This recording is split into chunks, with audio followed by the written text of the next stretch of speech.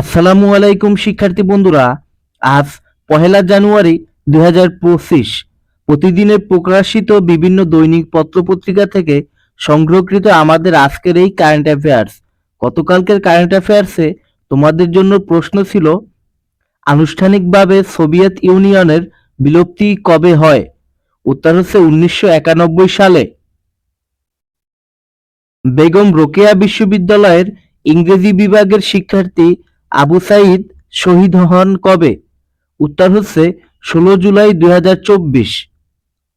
ব্রহ্মপুত্র নদটি প্রবাহিত হয়েছে কয়টি দেশের মধ্যে? উত্তর হচ্ছে চীন, ভারত ও বাংলাদেশের মধ্য দিয়ে। গাজায় গত এক বছরেরও বেশি সময় ধরে ইসরায়েলি আগ্রাসনে নিহত হয়েছে কতজন? উত্তর হচ্ছে প্রায় 45,500-এরও বেশি মানুষ। ইসরায়েল ও মিশরের মধ্যে ক্যাম্প ডেভিড চুক্তি স্বাক্ষরিত হয় কবে? উত্তর হচ্ছে 1978 সালে। জিমি কার্টার নোবেল শান্তি পুরস্কার লাভ করেন কবে? উত্তর হচ্ছে 2002 সালে। সৌরজগতের সবচেয়ে দ্রুততম বছর দেখা যায় কোন গ্রহে? উত্তর হচ্ছে বুধ গ্রহে, পৃথিবীর হিসেবে 88 দিন। জুলাই বিপ্লবের প্রতীকী 36 জুলাই মূলত কত তারিখ? উত্তর হচ্ছে 5 আগস্ট। বর্তমান সংবিধান অনুযায়ী ন্যূনতম কত বছর বয়স পূর্ণ হলে জনগণ ভোট দিতে পারবে? উত্তর হচ্ছে 18 বছর। যুক্তরাষ্ট্র কখন পানামা খাল পূর্ণ নিয়ন্ত্রণ পানামার কাছে হস্তান্তর করে? উত্তর হচ্ছে 1999 সালে।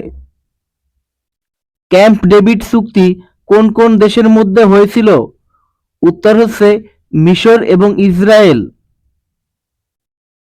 কোন মার্কিন প্রেসিডেন্ট ক্যাম্প ডেভিড চুক্তিতে মধ্যস্থতা করেন? উত্তর হচ্ছে বারাক ওবামা। ভৌগোলিক কারণে সবার আগে নতুন বছরকে বরণ করবে কোন স্থান? উত্তর হচ্ছে কিরিতিমাতি দ্বীপ। অন্তর্বর্তীকালীন সরকার গঠিত দুর্নীতি দমন সংস্কার কমিশন এর প্রধান কে? উত্তর হচ্ছে ইফতেখারুজ্জামান। কোপাকাবানা কোন দেশের সমুদ্র সৈকত? উত্তর হচ্ছে ব্রাজিল। শিক্ষার্থী বন্ধুরা, আগামীকালকে তোমাদের জন্য কুইজ থাকবে। 2024 সালে অবসর গ্রহণ করা রাফায়েল নাদাল কোন খেলার কিংবদন্তি খেলোয়াড়?